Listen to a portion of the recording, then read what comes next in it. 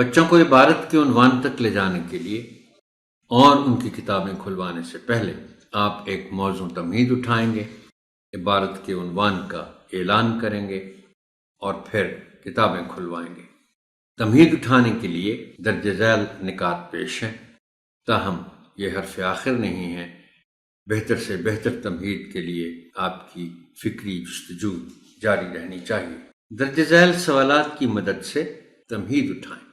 اب آپ ذہن میں رکھیے محترم ٹیچر کہ ہمارے سبق کا عنوان ہے ہمارے قومی شاعر یعنی علامہ محمد اقبال رحمۃ اللہ علیہ۔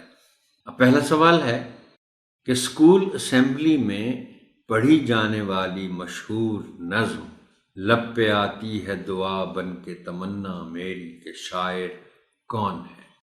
چونکہ یہ تیسری جماعت ہے اور علامہ اقبال کی یہ نظم بہرحال اسکول اسمبلی میں پڑھی جاتی ہے سب سے زیادہ، تو امکان غالب یہی ہے کہ بچوں کو معلوم ہوگا کہ اس نظم کے شاعر کون ہیں۔ کچھ بچے نہ بھی جواب دے سکیں تو اگلا سوال معاون ہوگا کہ ہمارے قومی شاعر کا نام کیا ہے۔ علامہ اقبال کی کسی ایسی نظم کا نام بتائیں جو آپ نے پڑھی ہو۔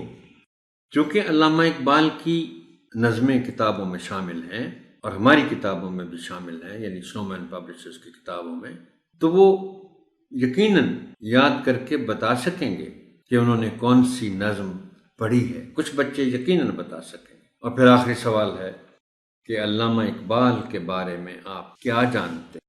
ضروری نہیں ہے کہ کوئی بچوں کو تفاصیل کا علم ہو، لیکن وہ کچھ نہ کچھ ضرور کہہ پائیں گے۔ یہاں سے پھر آپ بات آگے بڑھا سکتے ہیں اور درجہ بالا سوالات پر مبنی گفتگو کے نتیجے میں بچوں کو باب کے عنوان تک لے جائیں اور انہیں بتائیں کہ عنوان ہے ہمارے قومی شاعر اور ہمارے قومی شاعر ہیں علامہ محمد اقبال۔ ہمارے